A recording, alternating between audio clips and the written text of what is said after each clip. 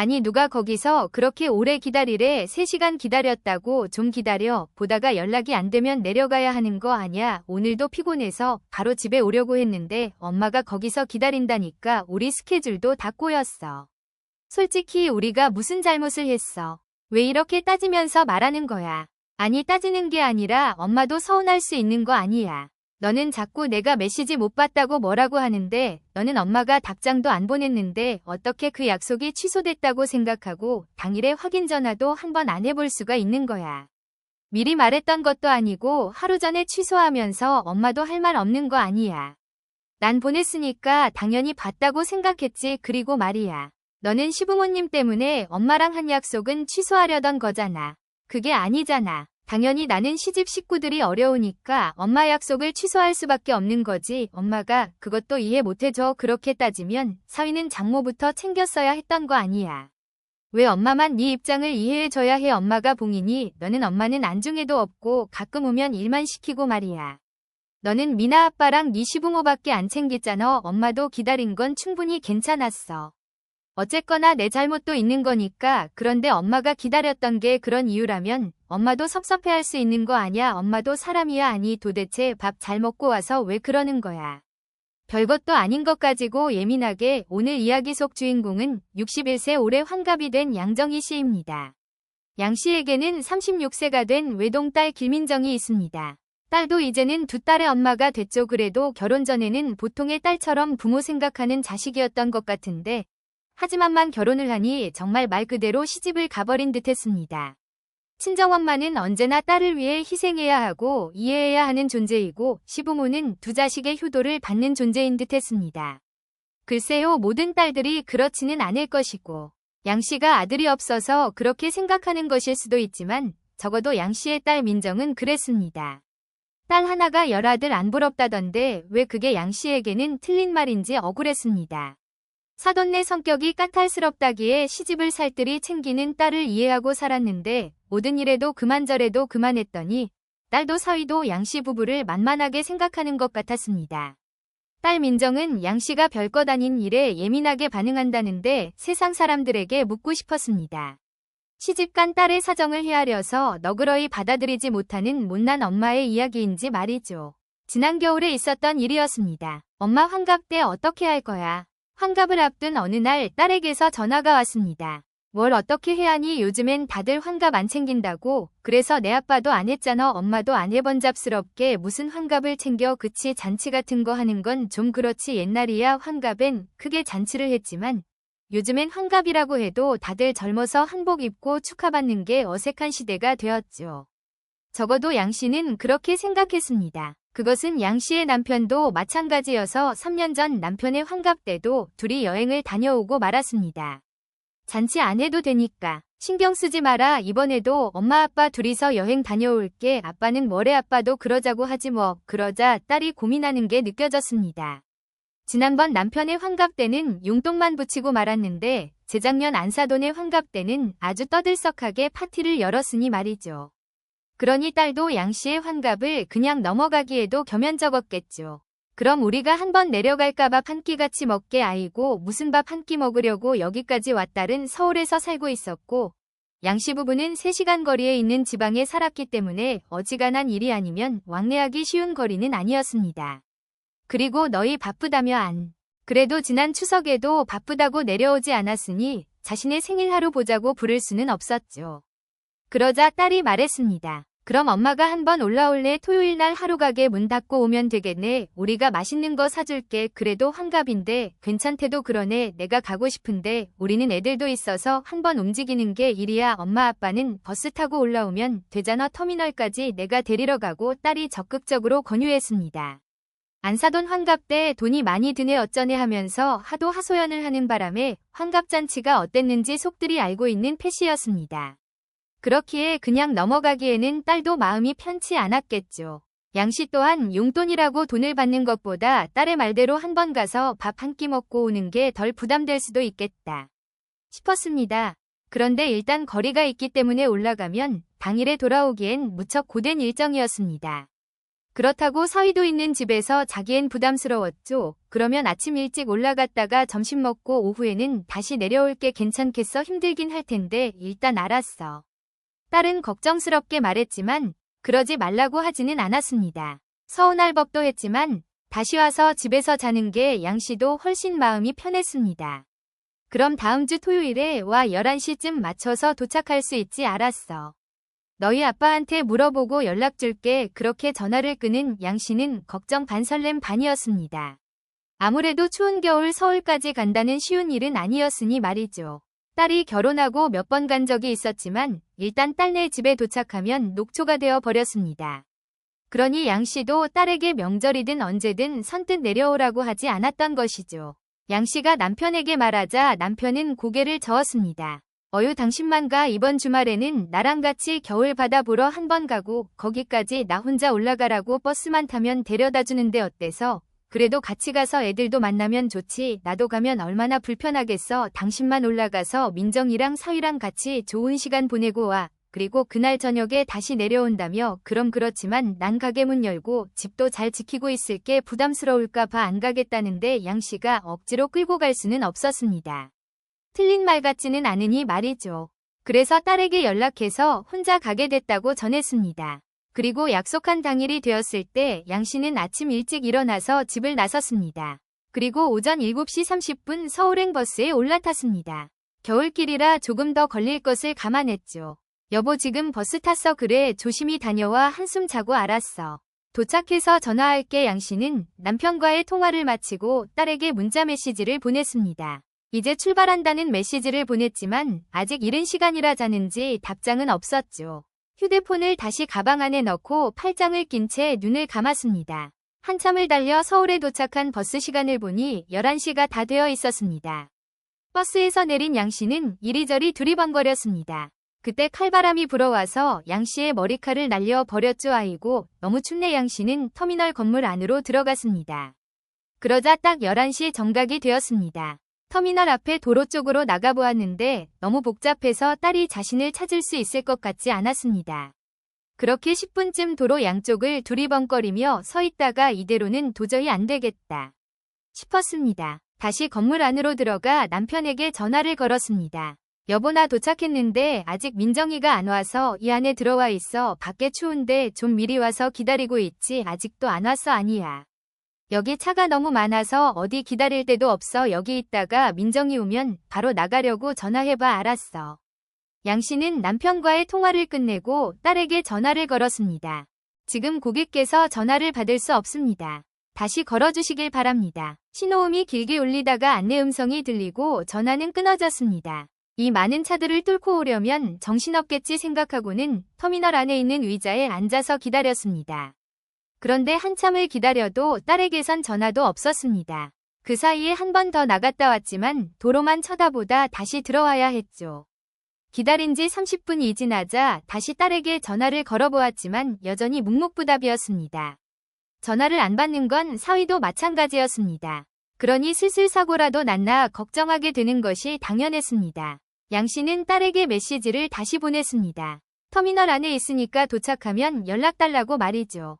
그러다가 1시간이 다 되어가자 이대로는 못 있겠다 싶어서 다시 바깥으로 나갔습니다. 그때를 맞춰서 남편에게서 전화가 왔습니다. 아직도 민정이 안 왔어. 남편은 조금 화가 난 듯 했습니다. 그러게 차가 막히나. 양씨가 중얼거리자 남편이 분개했습니다.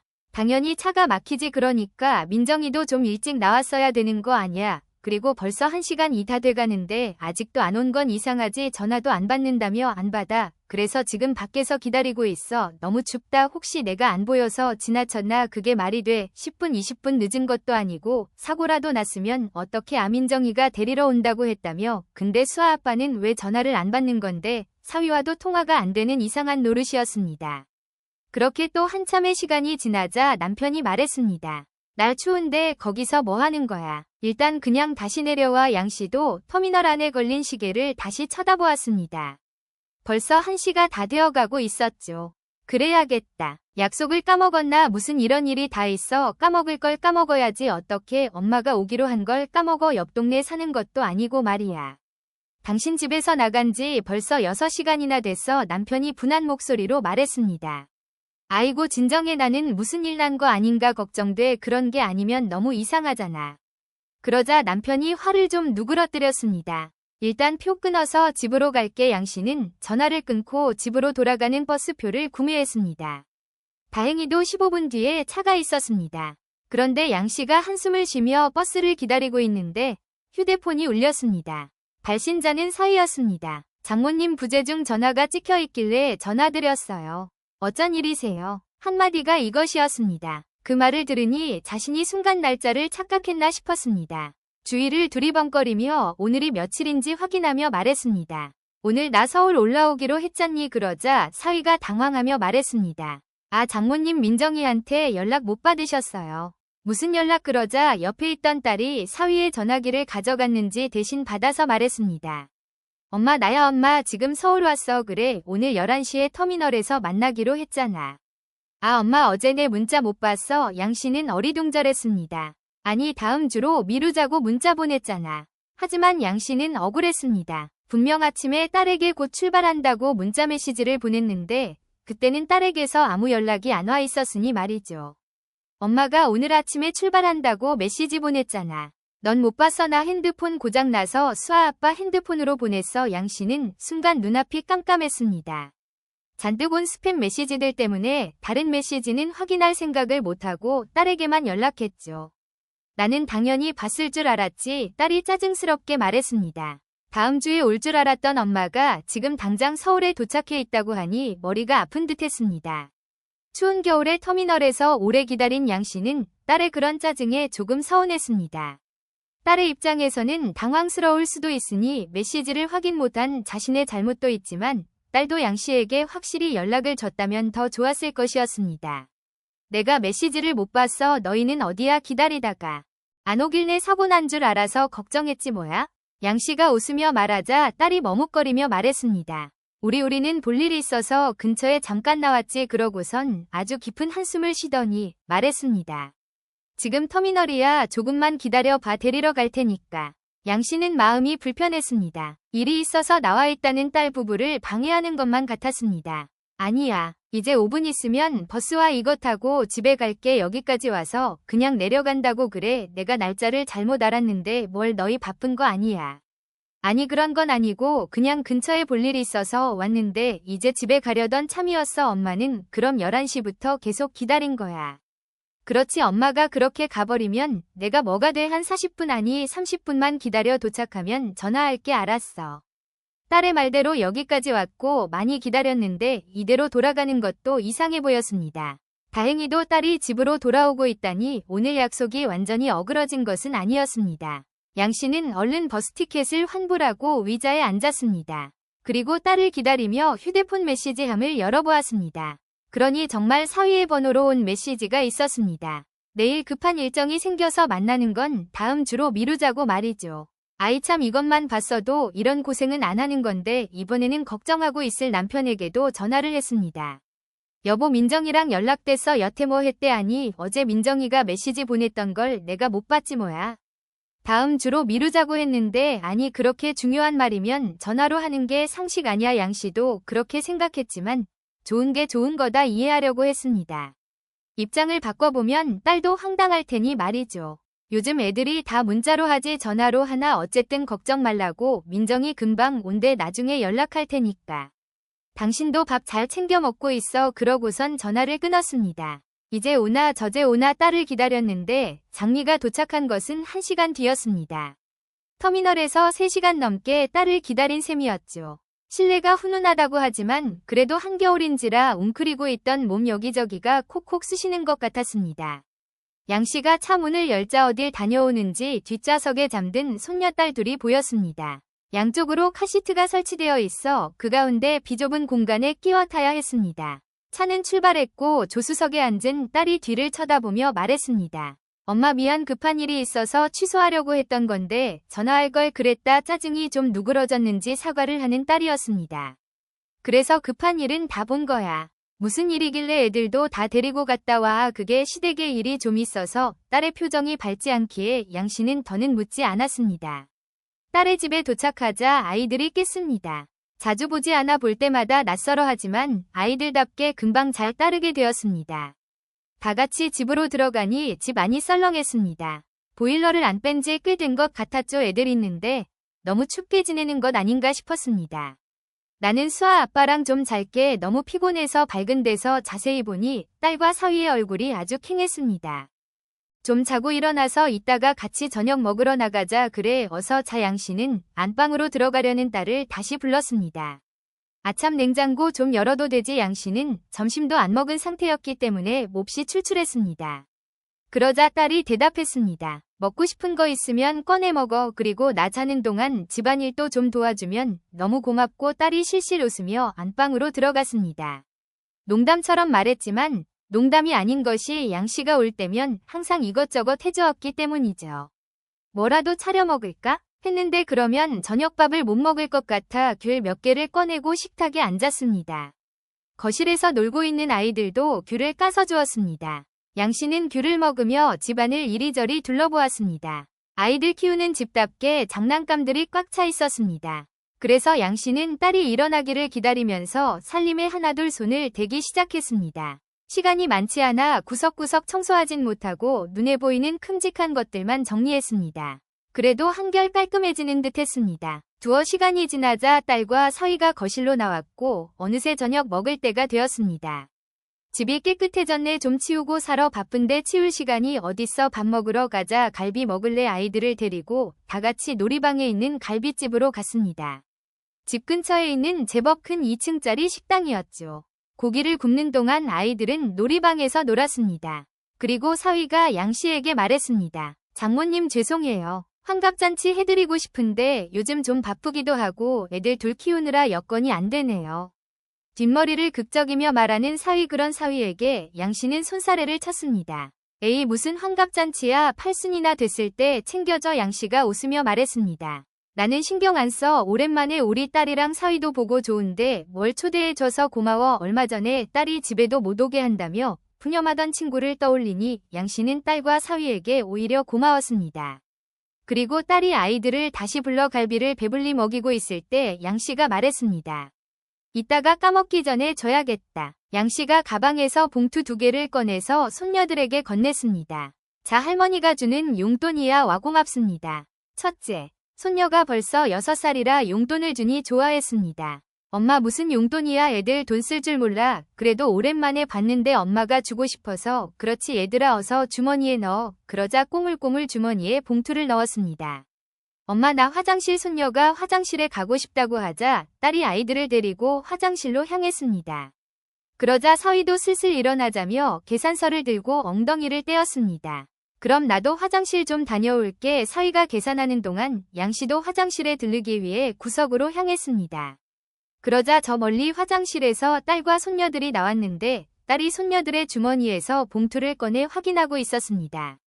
10만 원씩 들어있던 돈을 봉투에서 쏟아내서 자신의 주머니에 넣으며 말했죠. 엄마가 잘 가지고 있다가 나중에 줄게. 첫째, 손녀가 볼멘 소리를 했지만 딸이 손녀들의 손을 잡고 반대편 입구로 사라졌습니다. 그래도 양씨는 이상하게 생각하지 않았습니다. 작은 주머니 속에 봉투를 넣어놨다가는 잃어버리기 십상이니 딸이 가지고 있는 게 맞았죠. 그렇지만 볼일을 보고 나갔을 때였습니다. 입구 쪽으로 가자 계산을 마친 사위가 아이들을 데리고 나가고 있었고 양씨를 발견한 딸이 다가와 팔짱을 끼며 말했습니다. 엄마 이거 받아. 그러면서 양씨의 외투 주머니에 손을 쏙 넣었더니 무언가 놓고는 손을 다시 뺐습니다. 양씨가 딸이 넣은 것을 꺼내보니 2번 접혀있는 5만 원짜리 지폐 4장이었습니다. 새 지폐인 것을 보니 오늘 아침에 자신이 직접 봉투에 넣었던 그 돈인 듯 했습니다. 아무래도 아까 아이들에게서 받은 돈을 그대로 양씨에게 준 듯했죠. 이게 뭐야? 양씨가 묻자 딸이 경쾌하게 대답했습니다. 별건 아니고 엄마 용돈. 그래도 환갑인데 갈비로 입 싹 닦을 순 없잖아. 근데 많이는 못 넣었어. 애들도 내년부터 학원도 보내야 되고 해서 접혀있는 지폐를 내려다보는데 양씨의 기분이 오묘해졌습니다. 줄 때 주더라도 일단 받은 건 넣어두고 지갑에서 새로 꺼내서 줘야 하는 것 아닌가 싶었습니다. 자신은 그게 예의라고 생각했지만 이런 작은 것을 따지는 게 요즘 말하는 꼰대인가 싶기도 했죠. 자신이 줬던 돈을 그대로 다시 받으니 썩 유쾌한 기분은 아니었습니다. 그래 고마워 그래도 용돈이라고 주는데 인상을 쓰고 있을 순 없었습니다. 집으로 돌아온 양 씨는 녹초가 돼 있었습니다. 이제 돌아가야 하는데 터미널에서 오랜 시간을 보낸 탓에 벌써 꽤 늦은 시간이 되어 있었죠. 엄마 자고 가 늦었는데 오늘 내려갈 생각이었지만 딸의 말처럼 지금 출발했다가는 집에 도착하면 너무 늦을 것 같았습니다. 그래서 남편에게 전화를 해서 내일 아침 일찍 가겠다고 말을 했죠. 우리는 한 잔 더 먹고 잘 건데 엄마는 자야지 너무 피곤하다 하루 종일 바깥에서 떨기도 했고 아까 집안일 하느라 힘도 빼서 좀 쉬고 싶었습니다. 수아 방에서 같이 자 첫째, 손녀 방에서 같이 자라며 딸이 바닥에 이불을 깔아주었습니다. 얼른 씻고 눕자 잠이 솔솔 올 것 같았죠. 할머니 나도 밑에서 잘래 그러더니 침대에 누워있던 손녀가 양 씨의 옆구리를 파고들었습니다. 나 오늘 수영했다. 이런저런 얘기를 하다가 손녀에게서 이상한 소리가 할머니 할아버지랑 사돈네와 함께 따뜻한 물에서 수영을 하고 놀았다는 손녀딸 오늘 아침에 어제도 했고 그러면서 짧은 어휘로 이런저런 일들을 이야기해 주는데 아무래도 어제 딸네 가족이 사돈과 함께 여행을 다녀온 듯했습니다. 급한 일이 생겼었다며 심각한 표정을 짓던 딸의 얼굴이 떠올랐습니다. 근데 비밀이야 알겠지 비밀이라고 할머니한테 말하지 말랬어. 하면서 큰 비밀을 말해준다는 듯 키득거리며 웃는 손녀딸 양 씨는 머리를 망치로 한 대 맞은 듯했습니다. 시부모랑 어디서 놀고 왔는지는 모르겠지만 그것 때문에 자신의 환갑잔치 대신이라던 오늘의 만남을 미루려고 했구나 싶었습니다. 또 그래서 물놀이 하느라고 사위도 연락이 잘 안 됐구나 하고 이제서야 이유를 알게 되었죠.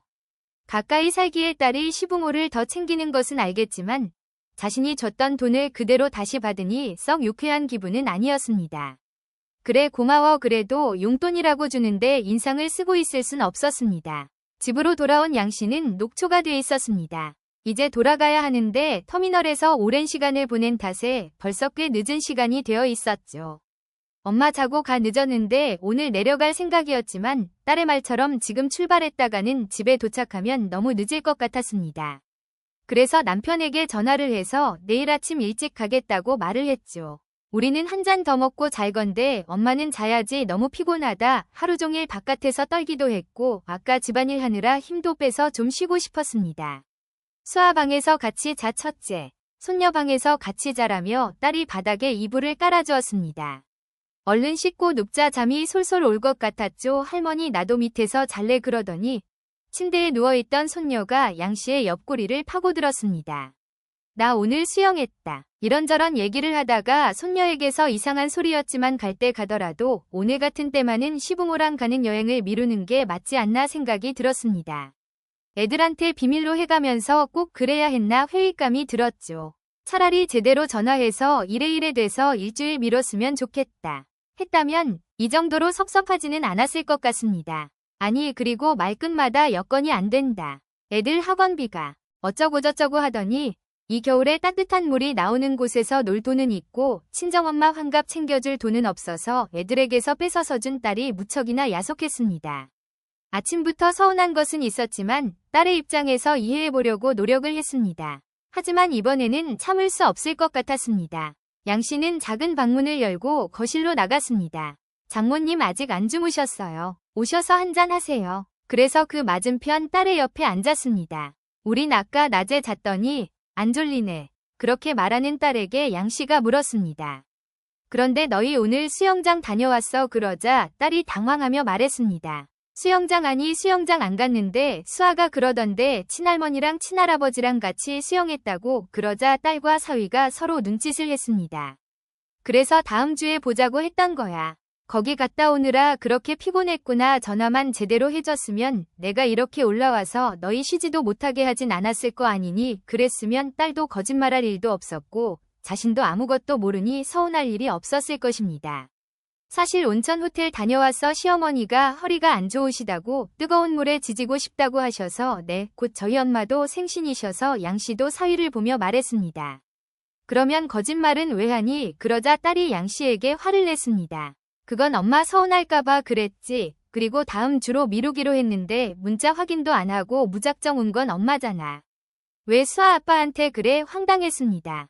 양 씨의 상식으로는 약속을 미루기로 한다는 것은 두 사람 간의 합의가 있어야 하는 일이지 통보로 되는 일이 아니라고 생각했습니다.